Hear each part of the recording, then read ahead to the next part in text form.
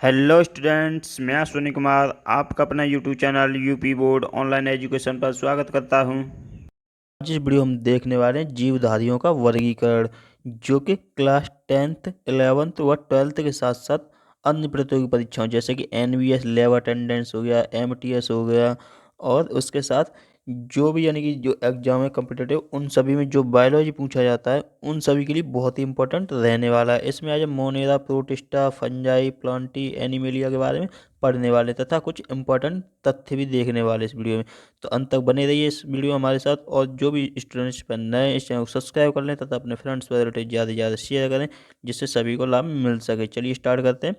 सबसे पहले जीवधारियों का वर्गीकरण किसने किया था।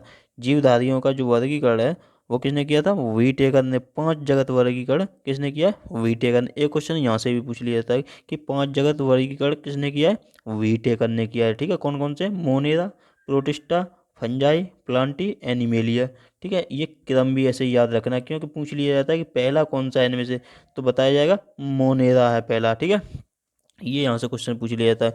तो मोनेरा देख लेते हैं सबसे पहले क्या है, इसकी डेफिनेशन देख लीजिए। वो बोर्ड के जो बच्चे हैं उनके लिए इम्पोर्टेंट है, ये डेफिनेशन बोर्ड के छात्रों के लिए है।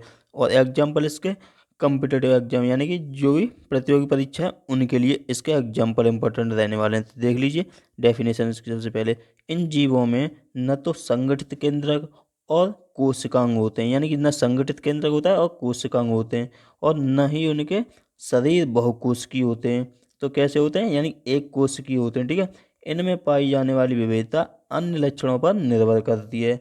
ये इसकी डेफिनेशन होगी।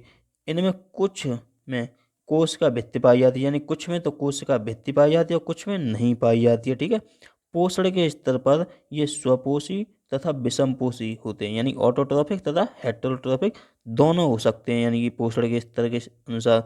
इसके एग्जाम्पल मोस्ट इम्पॉर्टेंट हैं, क्योंकि ये बहुत पूछे जाते हैं कि जीवाणु कौन से जगत में आता है, तो मोनेरा में आता है, मोस्ट इंपॉर्टेंट है। ठीक है, और ऐसे ही ब्लू ग्रीन एलगी यानी कि नीले हरित शैवाल किस में आते हैं, तो ये भी मोनेरा। इससे ही हम साइनोबैक्टीरिया बोलते हैं नीले हरित शैवाल को। ठीक है, और माइकोप्लाज्म, ये तीनों एग्जाम्पल बहुत ही इंपॉर्टेंट है। यानी मोनेरा का कौन सा एग्जाम्पल है, जीवाणु यानी कि बैक्टीरिया, नील हरित शैवाल और माइकोप्लाज्म।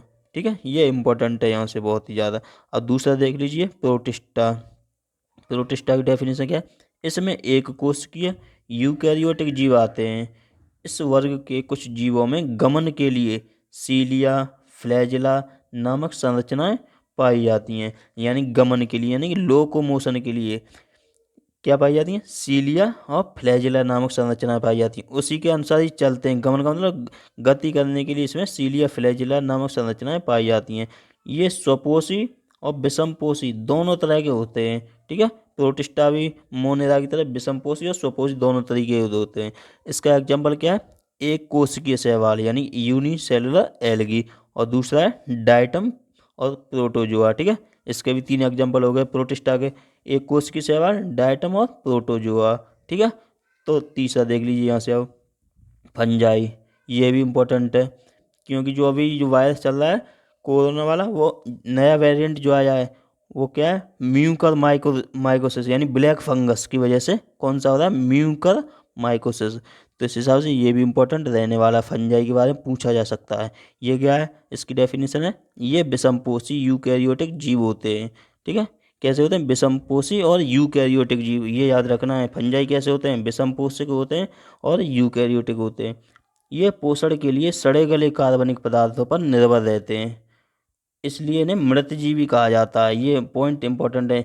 कवक को क्या कहा जाता है, यानी फंजाई को मृतजीवी कहा जाता है। ठीक है, इनमें से कई अपने जीवन की विशेष अवस्था में बहुकोशिकीय क्षमता प्राप्त कर लेते हैं। फंजाई अथवा कवक में काइटिन नामक जटिल शर्करा पाई जाती है। यानी कि अगर पूछ लिया है कि फंजाई में यानी कवक में कौन सी शर्करा पाई जाती है, तो काइटिन नामक शर्करा पाई जाती है। ठीक है, ये इंपॉर्टेंट पॉइंट है यहाँ से, कवक में काइटिन पाई जाती है। ठीक है, ये यहाँ से कोशिका भित्ति पाई जाती है, यानी कवक की किसकी बनी हुई, काइटिन की बनी हुई कोशिका भित्ति पाई जाती है। इसके एग्जाम्पल क्या है, एग्जाम्पल देख लीजिए यहाँ से, ईस्ट और मशरूम। ठीक है, ईस्ट और मशरूम इसके एग्जाम्पल हो गए कवक के।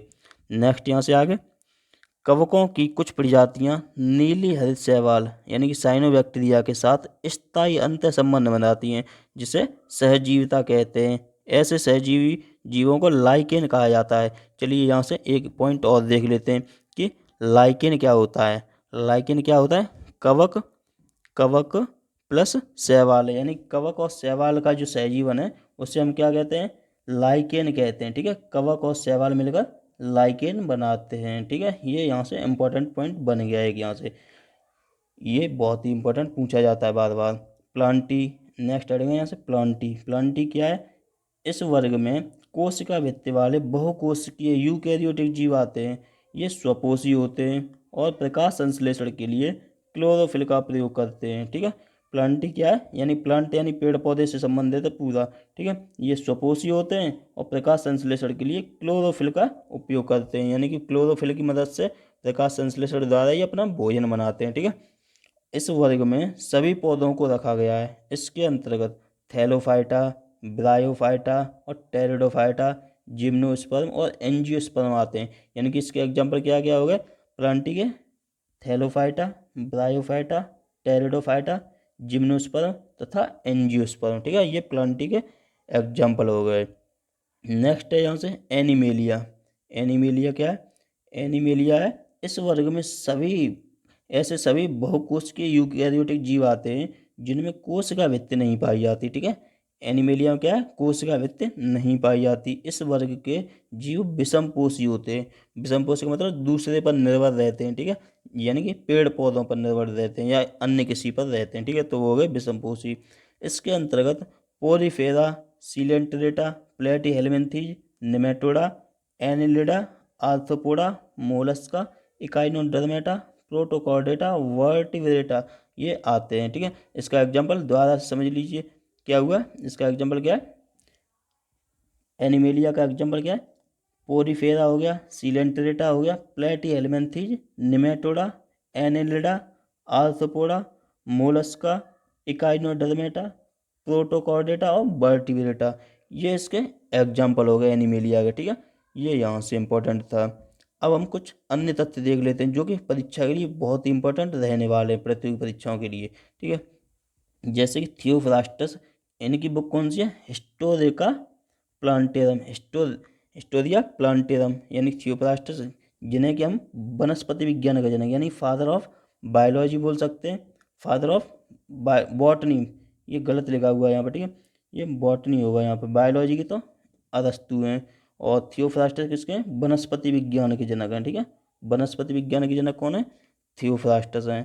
और अरस्तु जो है वो पूरी यानी कि फादर ऑफ बायोलॉजी बोल सकते हैं उन्हें, और या फादर ऑफ जूलॉजी यानी जंतु विज्ञान के पिता, और बायोलॉजी यानी जीव विज्ञान के पिता, दोनों ही कहा जाता है अरस्तु को। ठीक है, इनकी बुक कौन सी है? हिस्टोरिया एनिमेलियम, यानी कि बुक है। ठीक है, ये यहाँ से इंपॉर्टेंट पॉइंट था।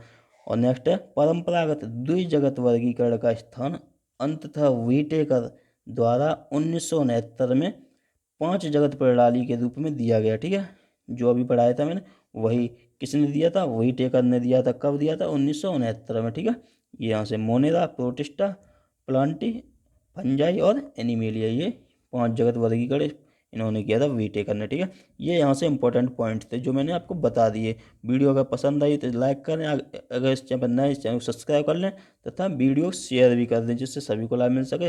कमेंट में टाइप कर देना कुछ समझ में ना आया, पीडीएफ का लिंक मैं डिस्क्रिप्शन दे दूंगा, पीडीएफ वहाँ से डाउनलोड कर लेनी है और प्रत्येक पीडीएफ यहाँ पर मिलती है जो भी वीडियो है उसकी। ठीक है, thank you friends and have a nice day.